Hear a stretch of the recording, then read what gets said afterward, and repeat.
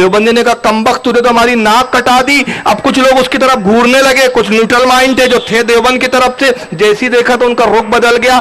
بس قریب تھا کہ طاہر گیا بھی گھبرایا, سمجھ گیا کہ اب بہت جم کے پٹائی ہونے والی ہے. جناب نے پیجامے وہیں پہ سسو کر دیے.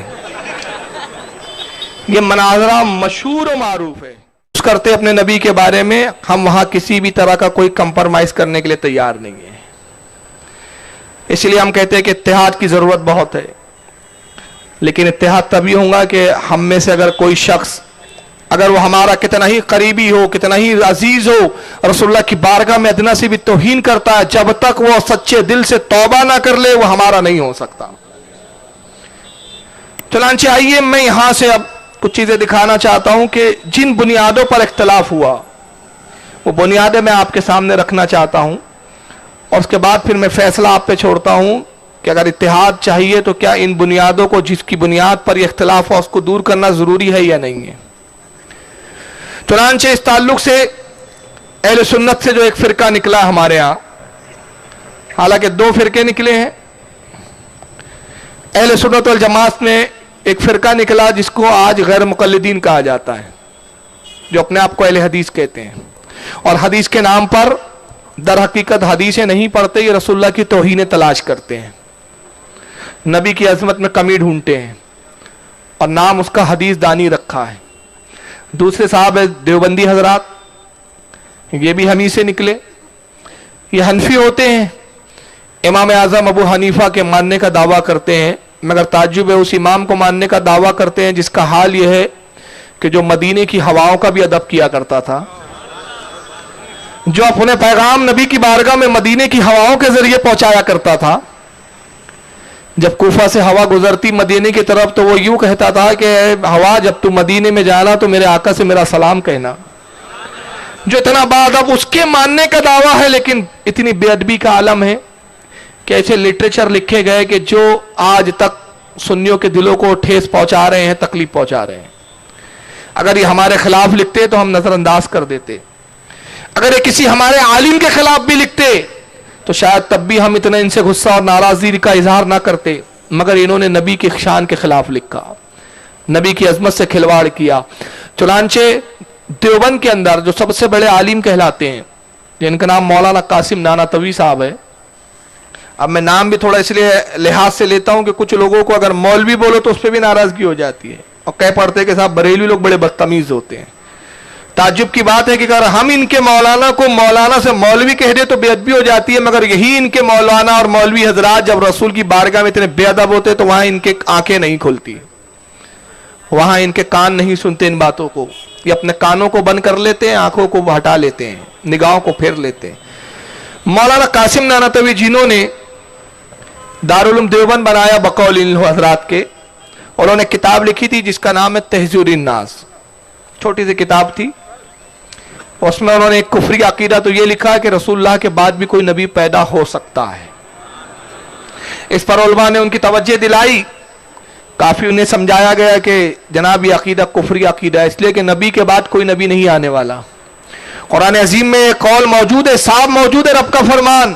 اللہ ارشاد فرماتا ہے کہ میرے نبی کے بارے میں اے لوگوں یہ گمان نہ کرو کہ محمد کسی کے باپ ہے, ما کان محمد ابا احد من رجالکم ولکن رسول اللہ و خاتم النبیین, محمد تمہارے مردوں میں کسی کے باپ نہیں ہے مگر یہ کہ وہ اللہ کے رسول اور آخری نبی ہے, خاتم النبیین. ان کے بعد نبوت کا سلسلہ ختم. سرکار خود فرماتے ہیں کہ اگر میرے بعد کوئی نبی ہوتا تو وہ عمر ابن خطاب ہو سکتے تھے, لیکن لا نبی آبادی, میرے بعد کوئی نبی نہیں, میں نبوت کو ختم کرنے آیا ہوں. اور ایک جگہ ارشاد فرمایا کہ نبوت کی مثال ایسی ہے کہ تمام انبیاء اگر ایک عمارت کی مانند ہو تو آدم سے لے کر عیسیٰ تک یہ تمام عمارتوں کی اینٹیں ہیں, اور اس عمارت میں ایک اینٹ خالی تھی, میں وہ ہوں جس نے اس جگہ کو پورا کر دیا اور شگاف کو بند کر دیا. اب یہ نبوت کی عمارت مکمل ہو چکی ہے, اب اس میں کسی اینٹ کے لگانا تو بہت دور کی بات, ایک کنکر لگانے کی بھی گنجائش نہیں ہے. مگر انہوں نے کہا نہیں, نبی کے بعد بھی رسول پیدا ہو سکتے ہیں, اور آج آئیں تو حضور کی خاتمیت میں فرق نہ آئے گا. اس پر علماء نے جب سمجھایا نہیں مانے تو مجبور ہو کر, چونکہ یہ اسلام کا عقیدہ ہے, کوئی مولویوں کا عقیدہ نہیں تھا, اسلام کے عقیدے کے تحت ہمارے علماء نے ان پہ فتوے صادر کر دیے کہ جو نبی کی نبوت کا قائل نہ ہو، حضور کے بعد کسی نئے نبی آنے کا قائل اور عقیدہ رکھتا ہو، وہ اسلام کی روح سے کافر ہے۔ اب مجھے ایک بات بتائیں، آج میں تھوڑا سنجیدہ تقریر کرنے کے موڈ میں ہوں تاکہ آپ کچھ یہاں سے لے کے جائیں۔ مجھے آپ یہ بتائیں ایمانداری سے، کیا آپ کا یہ عقیدہ ہے کہ رسول کے بعد بھی کوئی نبی آ سکتا ہے؟ تو اب اگر کوئی یہ عقیدہ رکھے، اب اس کو اسلام کافر کہتا ہے، کوئی مولانا نہیں کہتا، کوئی اعلیٰ حضرت نے نہیں کہا کہ کافر ہے، کوئی ہمارے بزرگوں نے نہیں کہا، یہ تو اسلام نے کہا۔ تو اب اگر کوئی گناہ کرے، غلطی کرے، اور اس پر کوئی وقت کا عالم دین، مفتی شرع، اگر حکم قرآن اور حدیث کے مطابق، احکام شرع کے مطابق اس کو شریعت کا حکم بتا دے، تو کیا وہ مجرم ہے؟ تو پھر اعلیٰ حضرت کو گالیاں کیوں بکتے ہو یار؟ کیا اعلیٰ حضرت بانی شرع تھے؟ نہیں، وہ بانی شرع نہیں تھے، شریعت کی تو بنیاد رسول نے رکھی ہے، شریعت تو اللہ رسول کی ہے، اعلیٰ حضرت نے تو حکم شریعت کو بیان کیا ہے۔ تعجب ہے کہ جو تمہارا ناصح ہے تم نے اسی کو دشمن سمجھ رکھا ہے، اس نے تو تمہیں فیصلہ سنایا ہے جو اللہ رسول کا فیصلہ 1400 سال پہلے بیان کیا جا چکا تھا، بلکہ 1400 سال پہلے نہیں، بلکہ ہر نبی نے یہی کہا کہ ایک نبی آئیں گے جن کا نام محمد ہوگا، پھر اس کے بعد کوئی نبی نہیں آئیں گا۔ تو یہ تو 1,24,000 کم و بیش انبیاء کا عقیدہ تھا، 1,24,000 کم و بیش انبیاء کے عقیدے کے خلاف آپ ایک عقیدہ رکھیں اور اس پر بھی آپ توقع رکھتے ہیں کہ ہم آپ کو مسلمان سمجھیں، تو یہ تو آپ ہم سے غلط مطالبہ کرتے ہیں۔ اسی کتاب تحذیر الناس میں مولانا قاسم نانوتوی صاحب نے کتاب چیز لکھی، میں اس کو یہاں اسکین پہ دکھا رہا ہوں، آپ کو دیکھ لیجئے۔ کتاب کا نام ہے تحذیر الناس۔ کیا نام ہے؟ وہی تحذیر الناس جس میں لکھا گیا کہ رسول اللہ صلی اللہ علیہ وسلم کے بعد بھی نبی آ سکتا ہے۔ دارالکتاب دیوبند یوپی سے کتاب چھپی اور یہ بالکل ابھی نیا لیٹسٹ ایڈیشن آیا ہے۔ اس کا صفحہ نمبر 8 ہے۔ مولانا محمد قاسم نانوتوی صاحب کہتے ہیں کہ انبیاء اپنی امت سے ممتاز ہوتے ہیں تو علوم ہی میں ممتاز ہوتے ہیں، باقی رہا عمل اس میں بسا اوقات بظاہر امتی مساوی ہو جاتے ہیں بلکہ بڑھ جاتے ہیں۔ سب بولیے معاذ اللہ، معاذ اللہ، نعوذ باللہ۔ عقیدہ کیا بیان کیا گیا؟ نبی پاک کی توہین، اور نبی کے مقابلے میں ایک امتی کو بڑھایا گیا۔ کہا کہ نبی جو ہوتے تمام انبیاء میں حضرت آدم سے لے کر رسول اللہ صلی اللہ تعالی علیہ وسلم تک سب آ گئے۔ کہ جتنے انبیاء ہوتے ہیں اپنی اپنی امت میں، وہ صرف اگر ممتاز ہوتے ہیں، گریٹ ہوتے ہیں، اپنی امت سے زیادہ بلند و بالا ہوتے ہیں تو علم کی وجہ سے ہوتے ہیں، نالج کی وجہ سے ہوتے ہیں۔ علم زیادہ ہوتا ہے ان کو امت کے مقابلے میں، لیکن عمل کا جہاں تک معاملہ ہے تو عمل میں تو بعض اوقات ایسا ہوتا ہے کہ امتی اپنے نبی کے برابر بھی ہو جاتا ہے، بلکہ کئی بار تو ایسا ہوتا ہے کہ نبی پیچھے رہ جاتا ہے عمل میں، امتی اپنے نبی سے عمل میں آگے بڑھ جاتا ہے، حالانکہ نبی کا عمل ہی شریعت ہوتا ہے۔ کوئی عمل میں نبی سے بڑھ نہیں سکتا، یہ ناممکن ہے، اس لیے کہ نبی کا جو عمل ہوتا ہے وہ خود شریعت ہوتا ہے، اور نبی جو عمل کرتا ہے وہ ہر حال میں قبول ہوتا ہے۔ بندے کا عمل میں فساد ہوتا ہے، قبول ہوتا بھی ہے، کبھی نہیں بھی ہوتا ہے۔ ایک بات تو یہ ہے، لیکن اس پر کچھ تعویلیں پیش کی جاتی ہے۔ جیسے تعویل کے بعد تعلق سے میں بتاؤں، بلار شاہ میں بہت زمانہ پہلے، تقریباً 12-13 سال سے زیادہ عرصہ ہو گیا ہے، ایک 65 سال کے بڑے میاں سے ہمارا مناظرہ ہو گیا تھا۔ بلار شاہ یوپی کا، ایم پی کا شہر ہے، تو انہوں نے اس عبارت کی بڑی اچھی نئی تعویل پیش کی تھی۔ وہ کہتے ہیں کہ دیکھیے اس میں کوئی عبارت میں کفر اور کوئی گستاخی نہیں ہے، کوئی توہین نہیں ہے، در حقیقت وہ ٹائم آف پیریڈ کی بات کر رہے ہیں، مدت کی بات کر رہے ہیں۔ اس کو یوں سمجھیں کہ اللہ کے نبی صلی اللہ علیہ وسلم کی عمر ظاہر ہے 60 سال، 63 سال، سرکار 63 سال اس دنیا میں بظاہر تشریف فرما رہے، 40 سال کی عمر میں اعلان نبوت کیا۔ کتنے سال کی عمر میں؟ 40 سال میں۔ 23 سال ہے آپ کا دور نبوت جس میں آپ نے پیغام رسالت سنایا ہے۔ کہتے ہیں اعلان نبوت کے 7ویں سال میں آپ کو معراج ہوئی، معراج میں نماز فرض ہوئی۔ تو آپ ایسا کریں کہ 23 میں سے 7 نکال دیں تو بچے 16۔ کہا رسول اللہ نے 16 سال نمازیں پڑھی، 16 سال عبادات کی۔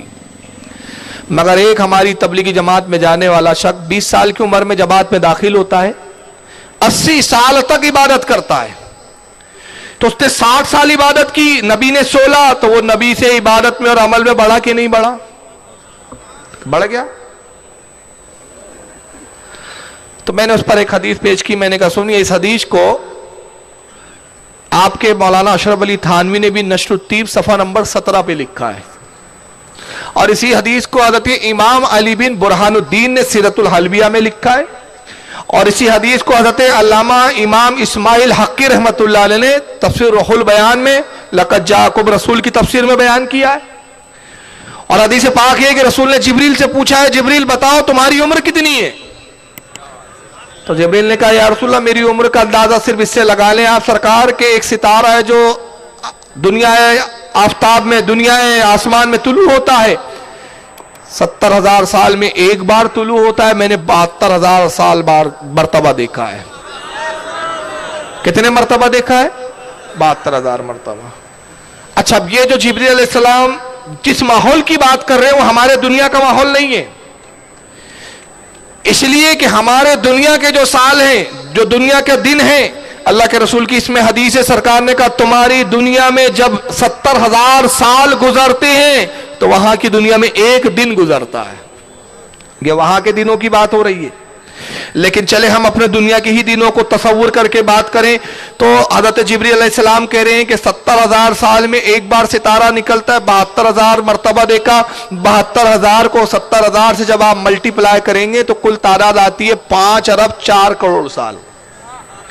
یعنی جبریل کہہ رہے ہیں میری عمر یا رسول اللہ 5 ارب 4 کروڑ سال ہے۔ اتنی تو دنیا کی بھی عمر نہیں ہے ابھی۔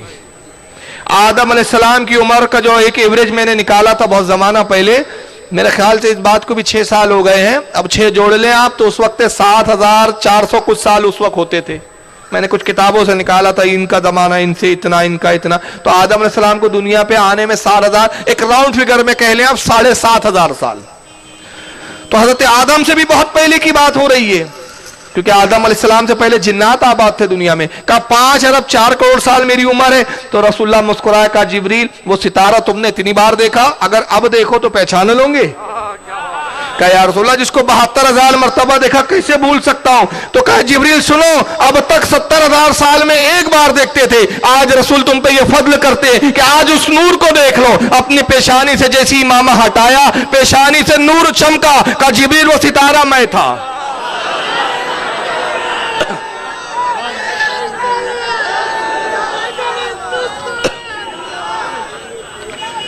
کہا یا رسول اللہ وہ ستارہ آپ نے کہا جبریل وہ میں تھا، اور جو تو 70,000 سال میں ایک بار دیکھتا تھا، سبب یہ تھا کہ میں سجدے میں ہوتا، جب سجدے سے سر اٹھاتا تو تو مجھے دیکھ لیتا، اور میں سجدے میں چلا جاتا تو تیری نگاہوں سے اجل ہو جاتا۔ میرا ایک سجدہ 70,000 سال کا سجدہ ہوا کرتا تھا۔ کہاں نبی سے آپ عبادت میں بڑھ رہے ہیں؟ تو فوراً مولانا کہے، تھوڑے سے چیپٹر مولانا تھے، کہا حدیث ضعیف ہے۔ ہاں حدیث ضعیف ہے، مجھے خود قبول ہے۔ میں نے کب کہا کہ مستند ہے؟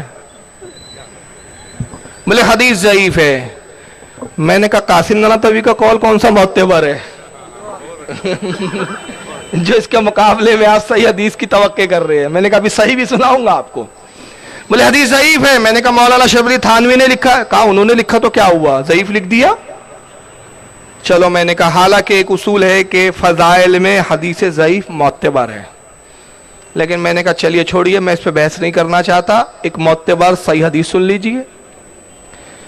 اور یہ حدیث ایک دو نے نہیں لکھی، صحیح مسلم میں یہ حدیث موجود، کتاب الادہی میں، سنن ابو داؤد میں حدیث موجود، نسائی میں، ابن ماجہ میں، شرح المعانی الاثار، موطا امام مالک، موطا امام محمد۔ کون سی حدیث کی کتاب ہے جس میں قربانی کا بیان کیا ہو محدث نے اور یہ حدیث نہ لائی ہو؟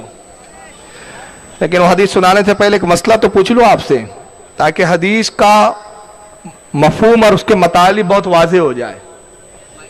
ہر مسلمان پر سال میں قربانی، صاحب نصاب مسلمان جو صاحب نصاب ہو اس پر قربانی واجب ہے، تو ایک انسان پر کتنی قربانی واجب ہے بتائیے؟ ایک ہے نا؟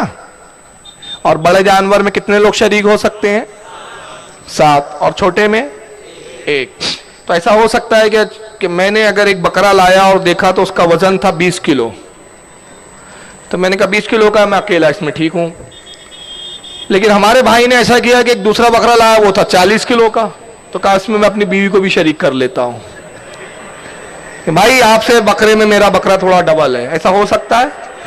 اگر بکرا 100 کلو کا بھی آ جائے تو تب بھی ایک ہی قربانی، اور بڑا جانور اگر 10 کلو کا 5 کلو کا بھی ہو مگر 2 سال کی عمر ہو تو اس میں 7 لوگ شریک ہو سکتے. یہ قانون آپ نے اور ہم نے بنایا؟ کس نے بنایا؟ اللہ کے رسول نے بنایا، شریعت نے بنایا ہے نا. تو ایک بکرے میں ایک شریک ہو سکتا ہے. تو کیوں؟ کیونکہ شریعت نے حدود قائم کیے اور اس قول کو، اس عمل کو مقید کر دیا کہ ایک کا عمل ایک کے لیے کافی. ایک بکرا کی قربانی کر رہا ہے، یہ ایک عمل ہے اور یہ عمل میرا، اپنا عمل میرے لیے کافی. مگر آئیے رسول اللہ کے عمل کی بات ہم کریں. ان تمام حدیث کی کتابوں میں ملتا ہے. ام المومنین حضرت عائشہ صدیقہ فرماتی ہے سرکار نے ایک دمبا ذبح کیا اور کہا رب کائنات یہ دمبا میری طرف سے ہے، پروردگار یہ دمبا میری طرف سے. اور اس کے بعد پھر ایک اور دمبا بلایا، رسول نے اس کو پھر ذبح کیا اور پھر اپنے ہاتھوں کو اٹھا کے عرض کرتے اے خالق کائنات یہ دوسرا دمبا قیامت تک کی اس امت کے لیے ہے جو قربانی نہ کر سکیں گی. تمہارا ایک بکرا تمہارے لیے ایک کافی، مگر نبی کا عمل دیکھو، ایک عمل ہے مگر پوری امت کے لیے کافی ہے. تو کہاں عمل میں تم بڑھ سکتے ہو؟ لیکن نہیں، ضد تو یہ ہے کہ شریعت کو پامال ہوتی ہے تو ہو جائے، امت میں اختلاف ہوتا ہے تو ہو جائے، لیکن ہماری کتاب سے عبارت نہیں ہٹ سکتی. آج تک کتاب چھپ رہی ہے، آج تک وہ کتاب موجود ہے اور بار بار چھاپی جاتی ہے اور اس سے تعویلیں پیش کی جاتی ہے. اب بات کی جاتی ہے اتحاد کرنا چاہیے. میں کہتا ہوں اگر اتحاد کے دلدارہ یہ تھے، بتائیے اختلاف ہماری کتاب سے ہوا کہ آپ کی کتاب سے ہوا؟ کس سے ہوا؟ ہماری کسی کتاب پہ اختلاف نہیں.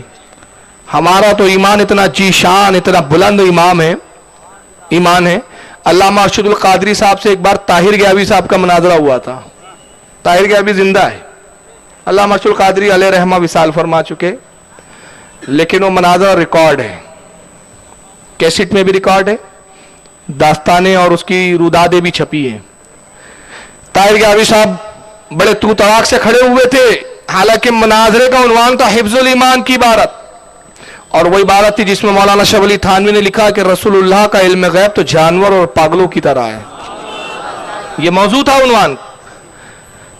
تو طاہر صاحب کھڑے ہو کے کہتے ہیں طاہر گیاوی صاحب کہ ارشد القادری بہت تم نے آج تک سب کو کافر کہا، تمہارے مولانا احمد رضا نے یہ کافر، آج ہم کہتے کہ تم اپنے امام احمد رضا کا ایمان ثابت کرو. یہ انہوں نے ایک نیا پیترا لایا تھا. حالانکہ اصول مناظرہ یہ ہے کہ جب مناظرہ جس عنوان پہ طے ہو جائے اس عنوان سے انحرافی شکست ہوتی ہے. لیکن علامہ کا ظرف تھا، علامہ نے کہا عنوان یہ نہیں ہے، آپ عنوان پہ گفتگو کیجئے. کہا عنوان اگرچہ نہیں ہے لیکن آج ہم تم سے کہتے ہیں کہ تم احمد رضا کا ایمان ثابت کرو. علامہ بار بار کہتے رہے وہ ماننے کے لیے تیار نہیں. تو علامہ نے فرمایا کہ دیکھیے آپ اپنی جماعت کے وکیل ہیں، میں اپنی جماعت کا وکیل ہوں. آپ کو کوئی حق نہیں کہ آپ اعلیٰ حضرت کو کافر کہیں، مجھے کوئی حق نہیں کہ میں اشرف علی تھانوی کو اپنی طرف سے کافر کہوں. ہم اپنے اکابر کے پابند ہیں، ہم اپنے اکابر کی وکالت کر رہے ہیں، ہم شریعت کے وکیل ہیں. اگر آپ کہتے ہیں کہ اعلیٰ حضرت کا ایمان ثابت کیجئے تو آپ کے کسی اکابر نے اعلیٰ حضرت کو کافر کہا وہ پیش کیجئے، بات اس پر کی جائیں گی. مگر ان کی مجبوری تھی کہ ایسا کوئی قول تھا ہی نہیں، کچھ تھا نہیں. یہ بڑے پریشان طاہر گیاوی صاحب کہتے کہ میں کہتا ہوں، میں حکم لگاتا ہوں کہ احمد رضا کافر ہے، اپنے عقیدے کی روشنی میں کافر ہے. علامہ مسکرائے اور ایک کتاب اٹھائی. علامہ نے اس کتاب کا نام ہے کمالات اشرفیہ. کہا دیکھیے یہ ہے مولانا اشرف علی تھانوی صاحب کی کتاب. اس میں مولانا اشرف علی تھانوی سے پوچھا گیا کیا بریلیوں کے پیچھے نماز ہو جاتی ہے؟ تو تھانوی صاحب کہتے ہاں ان کے پیچھے ہماری نماز ہو جاتی ہے، وہ ہمیں کافر کہتے، ہم انہیں کافر نہیں کہتے. اور ایک دوسری جگہ کہا کہ مولانا احمد رضا بہت بڑے جید عالم دین تھے، جب کوئی کفار و مشرکین اسلام پر اعتراض کرتے تو ہم کہتے تھے سنو اے کافرو، اگر دنیا کے تمام علوم کسی ذات میں جمع ہو سکتے تو وہ مسلمانوں کی ذات ہے، اور اگر تمہیں اس وقت کسی کو آزمانا ہو، دیکھنا ہو تو احمد رضا بریلی کو دیکھ لو، ہر علوم ان کے اندر اللہ نے رکھ دیے ہیں۔ اور اس کے بعد کہتے ہیں کہ مولانا احمد رضا کا انتقال ہو گیا، افسوس ہمارا وہ دلیل، ہماری وہ حجت جاتی رہی، یعنی انتقال ہو گیا۔ تو علامہ نے کہا کہ یہ تو ایمان کی گواہیاں آپ کے علماء دے رہے ہیں، تو آپ بتائیے کہ آپ کے کس عالم نے کہا ہو؟ طاہر گیاوی ایک بڑا بے غیرت مناظر ہے ان کا، اس نے کتاب نکالی، کہا دیکھیں یہ مولانا رشید احمد گنگوہی کی کتاب ہے، اور مولانا رشید احمد گنگوہی صاحب نے اس میں لکھا ہے کہ احمد رضا کے بارے میں پوچھا گیا کہ مولوی احمد رضا کو کیا سمجھنا چاہیے، تو مولانا رشید احمد گنگوہی کہتے وہ پکا کافر ہے، اس کو کافر سمجھنا چاہیے۔ کہا کتاب دکھائیے، کہا میں پڑھ رہا ہوں نا۔ ارے بھائی کتاب دکھائے تو دیجئے، کہا میں سنا تو رہا ہوں نا۔ تو علامہ نے پھر شرائط کی کاغذ اٹھایا اور کہا دیکھیے کہ شرط لکھی ہوئی ہے، شرط یہ ہے کہ فریق مناظر اگر اپنے سامنے والے مناظر سے کتاب دکھانے کا مطالبہ کرے تو اسے کتاب دکھانی ہوں گی، آپ دکھائیے۔ کہا میں ابھی پڑھ رہا ہوں۔ دکھائی نہیں رہا تو دوسرا کہ ایک مولوی صاحب تھے انتخاب قدیری، بعد میں بگڑ گئے تھے، وہ تھے ڈیرنگ باز مولوی، اہل سنت کے اسٹیج پہ بیٹھے ہوئے تھے، انتخاب قدری صاحب اپنے اسٹیج سے کودے گئے اور اسے کتاب چھین کے لا لیے۔ جب لائے تو اس میں ایسا کوئی کچھ تھا ہی نہیں، طاہر گیاوی نے اپنے ہاتھ سے کاغذ لکھ کر اس میں لگا رکھا تھا۔ اب اس پر جب انہوں نے چلایا انتخاب قدری نے کہ دیکھو وہابیوں یہ ہے تمہارا مناظر، افسوس ایسا لکھا نہیں ہے، یہ اپنی طرف سے بول رہا ہے، افسوس افسوس، لعنت ہو جھوٹے پر، لعنت ہو۔ اب دیوبندی نے کہا کمبخت تو نے تو ہماری ناک کٹا دی۔ اب کچھ لوگ اس کی طرف گھورنے لگے، کچھ نیوٹرل مائنڈ تھے جو تھے دیوبند کی طرف سے، جیسی دیکھا تو ان کا رخ بدل گیا۔